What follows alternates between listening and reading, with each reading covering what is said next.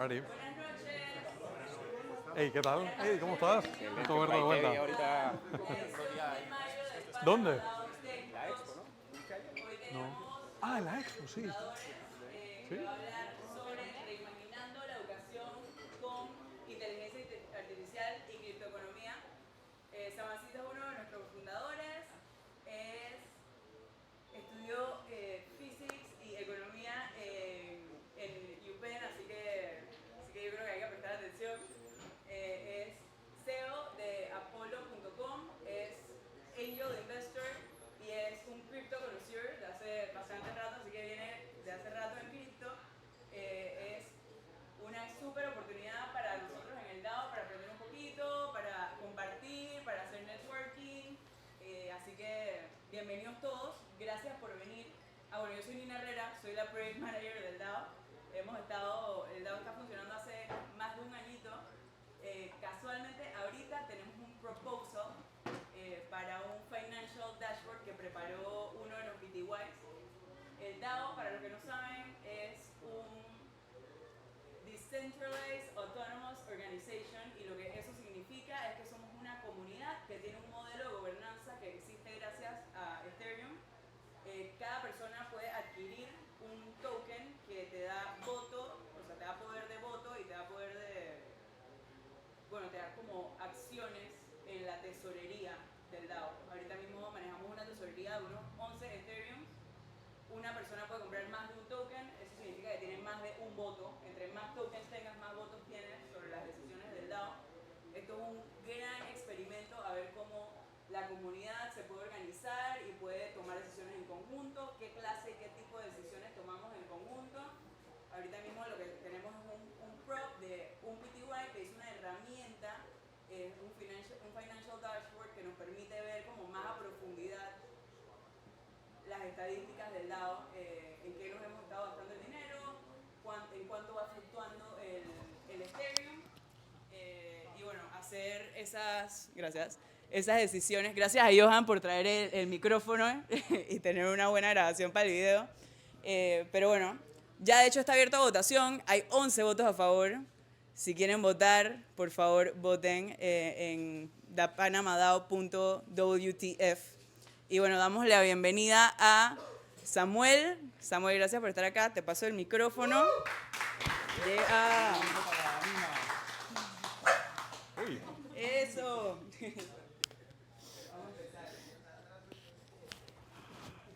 Bueno.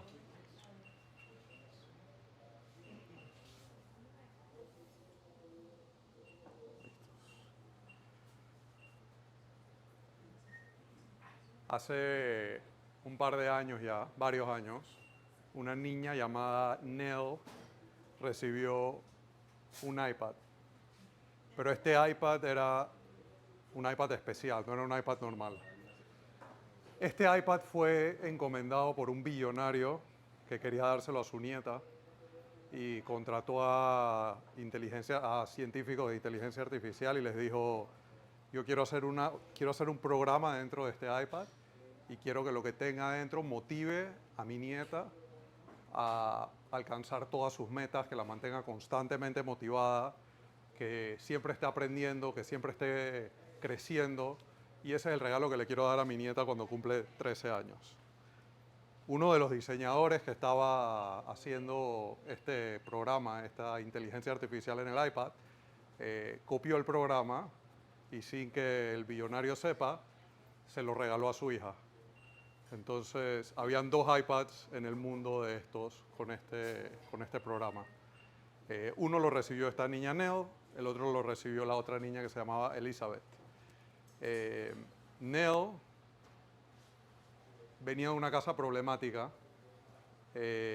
Su papá se murió,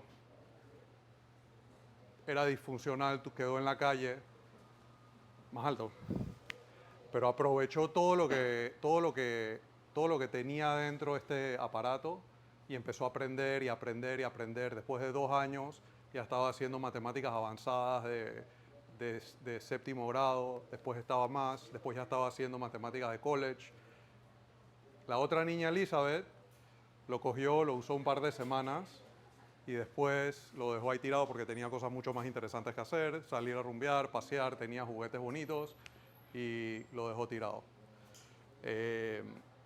Esta niña Nell fundó compañías, creció, fundó ONGs y hoy en día está a punto de cambiar y de ser presidenta de un país entero y cambiar el mundo. Bienvenidos todos, gracias por venir. Mi nombre es Samuel Asís. Gracias Nina por la presentación. Un aplauso para Nina, por favor, por esto. Como ya les dijo Nina, estudié en UPenn, estudié Física y Economía, me gradué, vine a Panamá, trabajé en un negocio familiar, después me volví el CEO de Apolo. De ahí trabajé en una escuela por 10 años, tratando de implementar sistemas de educación. Después fui a la junta directiva de esa escuela. Honestamente, hicimos buen trabajo, creo, pero honestamente, si mido el impacto de lo que logramos hacer, creo que fue muy chico. Creo que mejoró quizás un 20%, un 15%. Y como está creciendo el mundo exponencialmente en tecnología, eso no es nada. La tecnología ha crecido 50, 100 veces en los últimos 20 años y nuestras escuelas, si acaso, han crecido un 20%, un 50% mejorado. Es más, ahorita les voy a mostrar unas gráficas que prácticamente ha decrecido la educación mundial. Pero, ¿por qué les cuento todo esto y por qué empecé con el cuento que les conté antes? Creo que los humanos nos conectamos a través de historias, como todos saben. Esta historia, creo que se pueden imaginar que no fue una historia real, es un libro que después se los voy a chilear, pero es una historia de una niña y de qué puede pasar si nos reimaginamos las cosas completamente from the ground up. O sea, paramos de pensar en cómo mejorar la escuela, en cómo mejorar, si pensamos cómo tenemos que cambiar completamente el sistema, qué tenemos que hacer para cambiarlo, cómo lo construiríamos hoy en día. No que eso es fácil y no que se pueda hacer tampoco, pero por lo menos así hay que pensar primero de first principles, cómo lo haríamos, de principios primero, se dice en español, ¿cómo se dice? First principles y después, ok, cómo vamos metiéndonos en el sistema y cómo lo logramos hacer de diferentes maneras y cómo llegamos a la meta que es lo que creemos que podemos llegar. Entonces, bienvenido y gracias por venir. Reimaginando la educación con inteligencia artificial y criptoeconomics. Como pueden ver aquí, esta es la escuela hace... ¿Cuáles son los problemas que tenemos? Esta era la escuela hace 100 años, la escuela de hoy en día. Casi lo mismo. Y ahorita les voy a mostrar un par de cosas un poquito más deprimentes. ¿Alguien reconoce qué es esto? La cárcel y las escuelas bastante similares. Claro. Sí. ¿Me escuchan allá? ¿Sí? Más alto, ok. Vamos a tratar. Departamento de correcciones, escuelas. La similitud es increíble. Yo de verdad pienso que en 100 años van a decir que lo que le hacíamos a los niños en mandarlos a escuelas 8 horas al día era un crimen. Y bueno, aquí tienen todo lo que se hace en las escuelas, todo lo que se hace en las prisiones. Hay gente cuidando, hay administradores, hay gates y walls, no dejan que la gente entre y salga solamente a las horas adecuadas. ¿Qué son las escuelas? ¿Para qué las tenemos? Lo último, el costo por prisionero, $24,000 para mantenerlos al año, $24,000 y eso es con todo incluido 24 horas al día. El costo de los estudiantes, $9,000 al año, esto es de Estados Unidos, $9,000 al día solamente para 8 horas al día. Creo que las prisiones son más eficientes que las escuelas. Ok, el problema, ¿para qué sirven las escuelas? ¿Qué son de verdad? La realidad muy triste es que yo soy padre y yo mando a mis hijos a las escuelas también, así que no me salvo de esta. No estoy preaching, estoy diciendo los problemas para ver cómo lo podemos resolver. Es una guardería. Mandamos a los hijos allá 8 horas al día para que los papás puedan trabajar, para que sacarlos un rato de la casa. Claro que queremos que aprendan, pero la realidad es que lo que pueden aprender en la escuela lo pueden aprender en la casa en 2 horas. Sí hay un elemento social, que creo que sí es importante, esa sí es la parte que hay que reconocer, que la escuela sí la da, ese crecimiento con alumnos y con diferentes gente de edades similares es muy valioso. Creo que eso es lo más valioso que tienen las escuelas, pero no es la razón por la que decimos que los mandamos, ¿verdad? Un insurance te da un insurance en tu futuro, que si vas a la escuela, después puedes ir a la universidad, después cuando vas a pedir un trabajo te dicen dónde trabajaste, dónde estudiaste, cómo fueron tus notas. Entonces es como un tipo de seguro social que te deja escalar en la sociedad. Ok, ¿qué podemos hacer? No sé si saben, pero las instituciones que están muy arraigadas son muy difíciles de cambiar. Entre más arraigadas son, más difíciles son de cambiar. Lo vivimos con Airbnb en hotelería, taxis y Uber, EVs y Tesla. O sea, entre más arraigadas son, más difícil de cambiarlas porque más incentivos hay del gobierno dándoles a las industrias antiguas. La escuela es probablemente la industria más arraigada que hay después del gobierno, pues. El gobierno es lo más arraigado porque es el mismo gobierno. Pero probablemente es lo más arraigado que hay al gobierno porque el gobierno da mucha plata para esta industria. Tenemos ya las escuelas, tenemos un montón de inversión metida. Entonces es muy difícil hacer ese cambio de adentro. Y como ustedes pueden ver, todos estos cambios que se hicieron, SpaceX con el Military Industrial Complex, de afuera, no fueron de adentro, no cambiaron las instituciones de adentro. Teníamos la tecnología para hacer cohetes reusables hace 30 años, pero demoró 30 años más hasta que vino Elon Musk y lo hizo, porque las otras compañías simplemente estaban haciendo plata del gobierno y no necesitaban, no tenían que hacer ningún cambio. En educación este problema es aún más difícil por todos los temas que ya les dije, de toda la plata que hay y toda la estructura que ya existe. En EdTech, en educación de tecnología, es una industria de 146 billones al año. Está proyectado a llegar a 549 billones para el 2033. Pero la mayoría de las cosas que se hacen en EdTech son alrededor de las instituciones que ya existen. Son tecnologías nuevas, son programas de iPad, son VR, AR, cómo estamos haciendo Khan Academy para que lo usen en la escuela.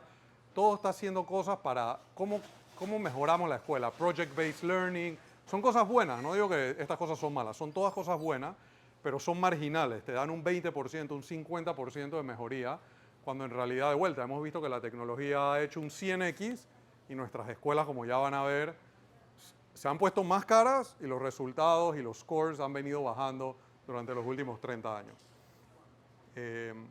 La ley de Goodhart dice que cuando la medida se convierte en un objetivo, deja de ser una buena medida. ¿Por qué? Porque la gente empieza a jugar con el sistema. La gente empieza a ver, ok, how do I game the system? ¿Cómo le gano al examen? ¿Cómo estudio para ganar buena nota en el examen, pero no necesariamente aprendo? Todos aquí saben esto porque todos lo hicimos en la escuela, todos somos culpables de esto.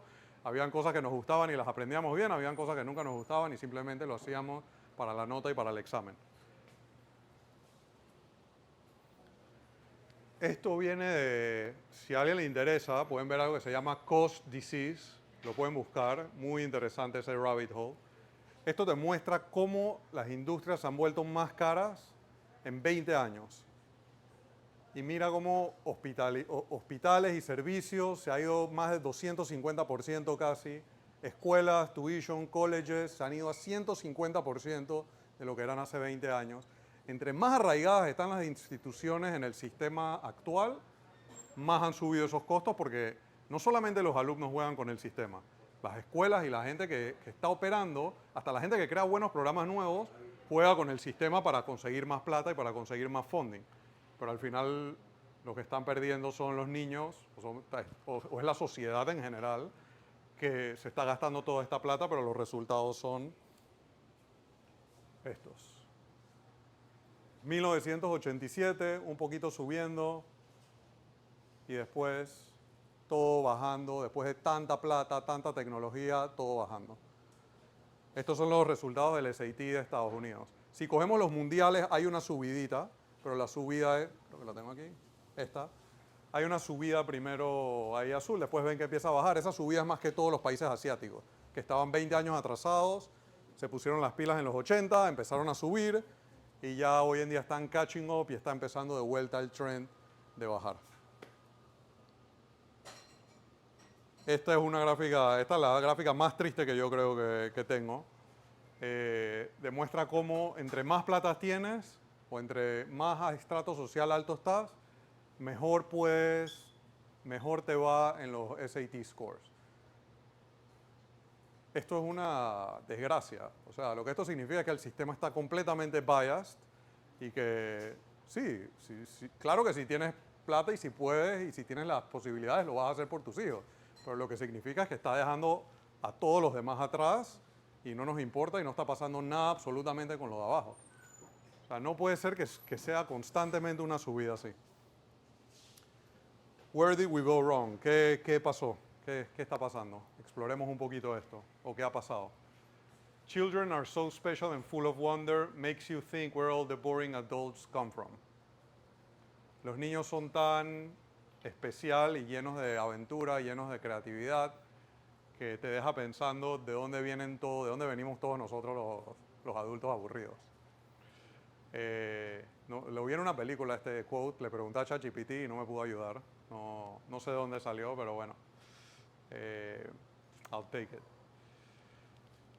Hay un video, no tengo internet, pero hay un video de Steve Jobs Education, después se lo voy a dejar, que creo que es on point, pero básicamente lo que dice es que se volvió un monopolio, todo el mundo tiene que mandar a sus hijos a las escuelas. Los consumidores antes estaban encima de las escuelas. ¿Quiénes son los consumidores? Nosotros como sociedad y los padres. Los padres antes casi siempre había uno en la casa que cuidaba a los hijos, que estaba encima de las escuelas y que estaba un poquito poniéndole esa presión de que las escuelas mejoren. Las escuelas eran mucho más chicas y eso se podía lograr. Hoy en día con las escuelas más grandes y con más de la mitad de los padres trabajando, se volvió casi imposible tener ese tipo de influencia. Cuando siempre nos dicen que las escuelas, que los padres no se deberían meter, pero la gráfica y todo cómo va bajando nos demuestra que al revés, que sí deberían meterse. Ok, el que me conoce sabe que me encanta este libro, así que lo tengo que chilear, es mi libro favorito. Fácil, una venta fácil es que el que se lo lee y se lo termine, aunque no lo entiende todo, le va a subir el IQ 20 puntos, así que creo que para todos es bueno. Lo que dice David Deutsch, by the way, David Deutsch es un genio, es uno de los primeros, es la primera persona que hizo un algoritmo de quantum computing, o sea que es prácticamente el padre de las computadoras cuánticas. Y lo que él dice, su principio de optimismo es básicamente este. Los problemas son inevitables, siempre vamos a tener problemas, pero todos los problemas son solubles. Todos los problemas los podemos solucionar. No significa que los vas a solucionar, significa que se puede. Si tienes las herramientas adecuadas, si tienes el knowledge adecuado, los puedes solucionar. Lo otro que dice David Deutsch es que una vez que solucionas el problema, creas otros problemas. Como hoy en día hemos solucionado mucha pobreza, el mundo, hemos llegado a 7 billones de personas, ha solucionado que no hay muerte en niños jóvenes como había hace 200 años, pero por otro lado hay problemas climáticos, por otro lado hay otro tipo de enfermedades. Las soluciones crean otro tipo de problemas que tenemos que crear otras soluciones para resolver esos problemas y eso va a seguir creando problemas. Entonces tenemos que buscar cuáles son. Este problema no lo podemos resolver con las soluciones pasadas. Las escuelas resolvieron el problema de educar a la gente cuando nos volvimos una economía industrial.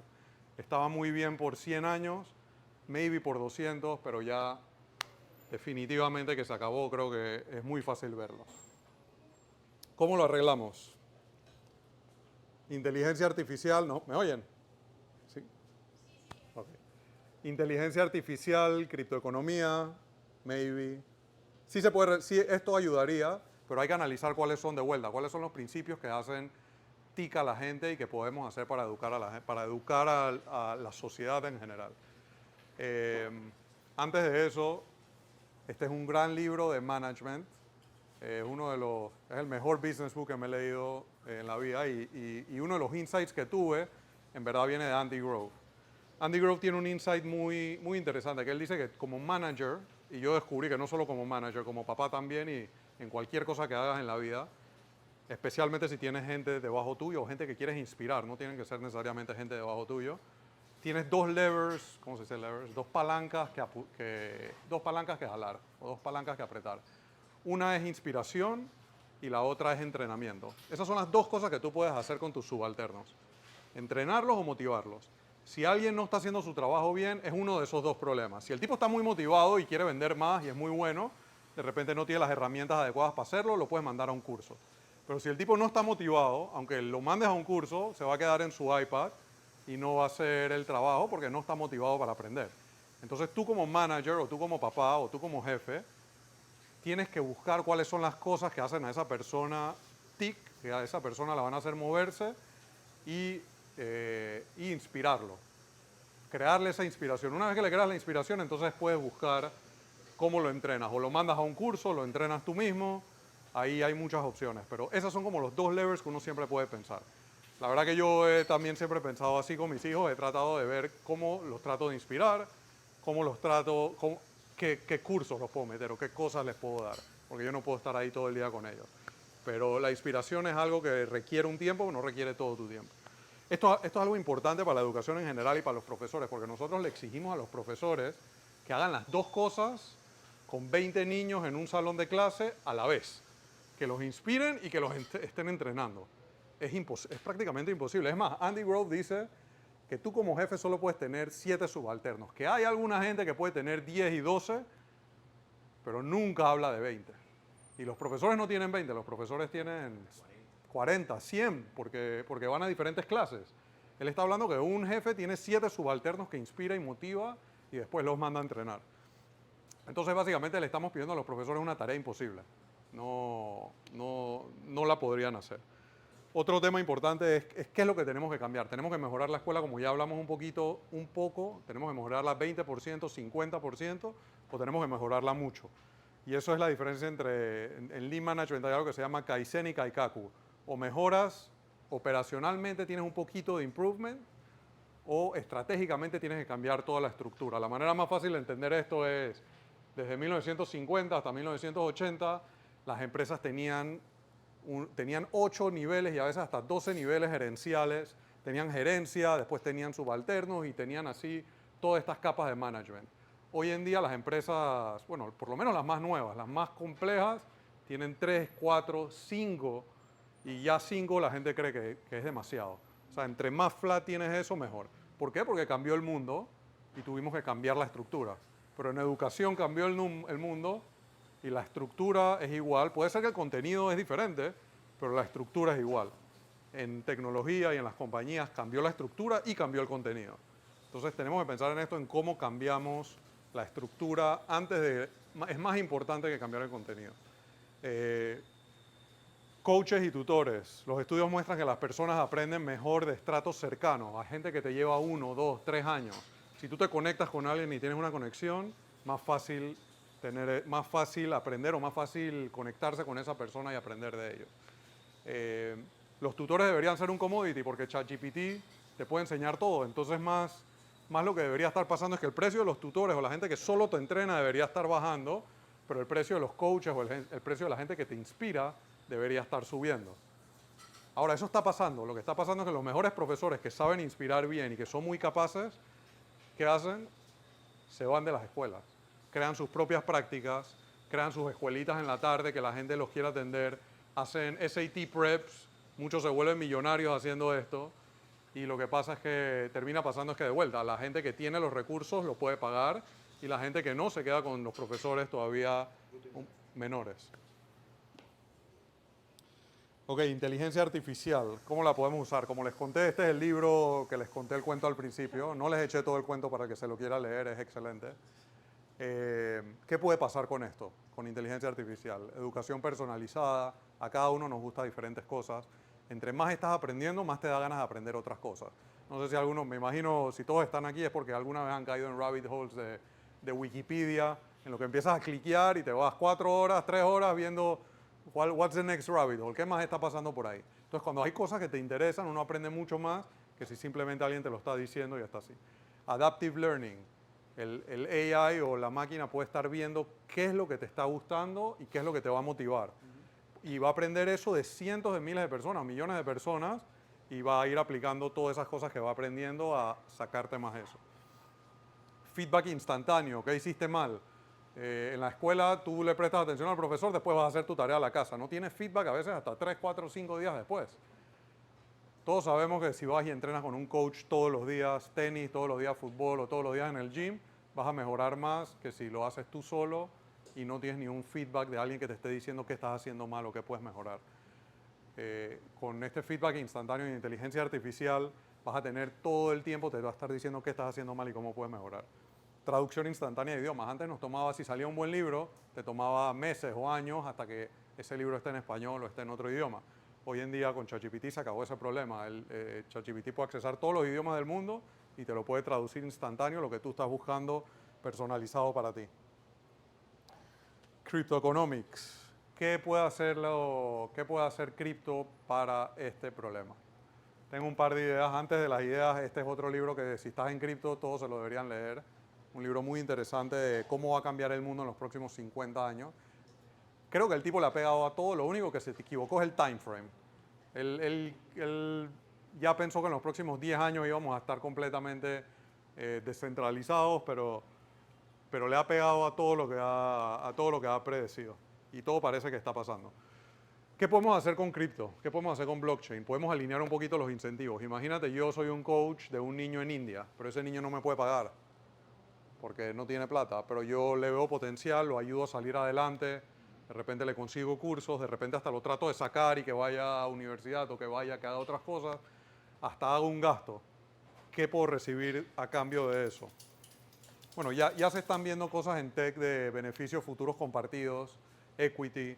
Esto es muy difícil de hacer legalmente en contratos, pero si todo está en el blockchain y todo está en cripto, entonces simplemente esa persona te vende el 5% o te da derecho al 5% de sus ingresos, digamos que por 10 años o por 20 años. Hay algunas escuelas que ya hacen esto, te entrenan en Computer Science y después de 15 años, por 15 años tú les pagas el 10% de tu salario. Y si no llegas a pagar el tuition que ellos te cobraron, estás libre.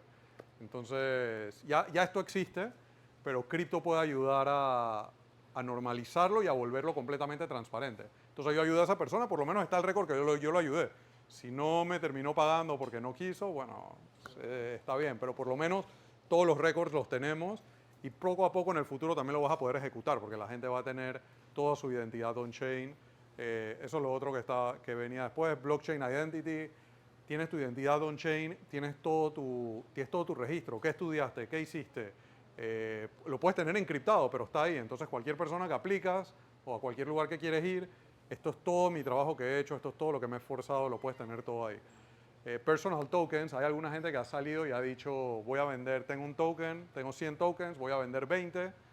Esos que me compran esos 20 van a recibir el 20% de la ganancia que yo gané toda mi vida.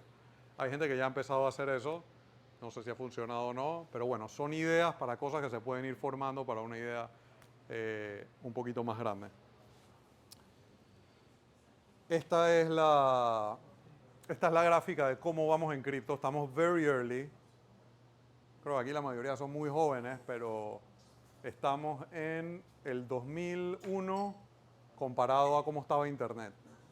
Para los que se recuerdan, en esos tiempos solamente había Yahoo, apenas había Amazon, a Panamá no llegaba ni de leche. Estaba Yahoo, ICQ, Altavista, Amazon, Napster, IRC Chats, Kazaa. Todavía no, yo creo.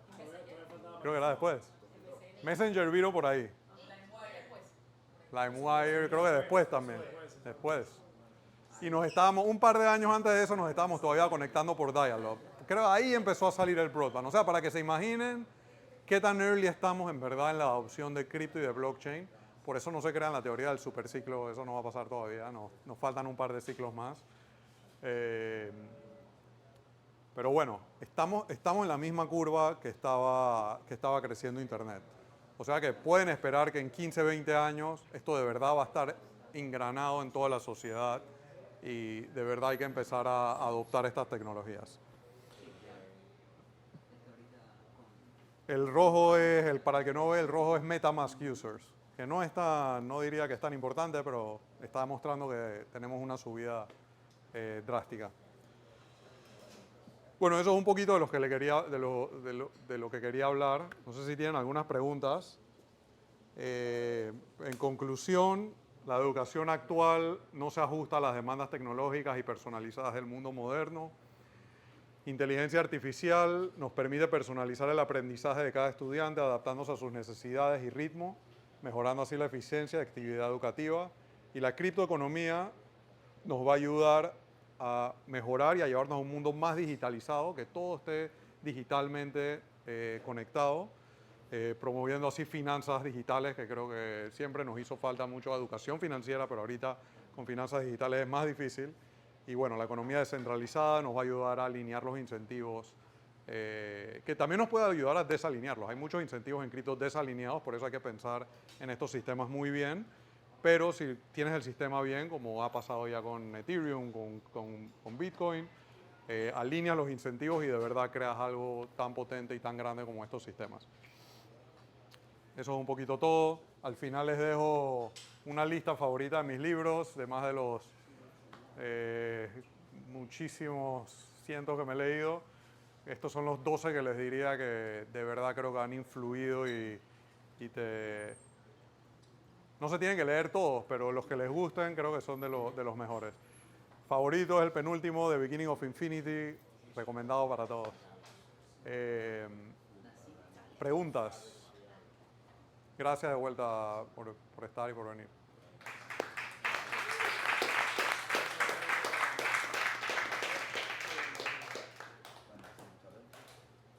¿Hay de preguntas? ¿Comentarios? Luz.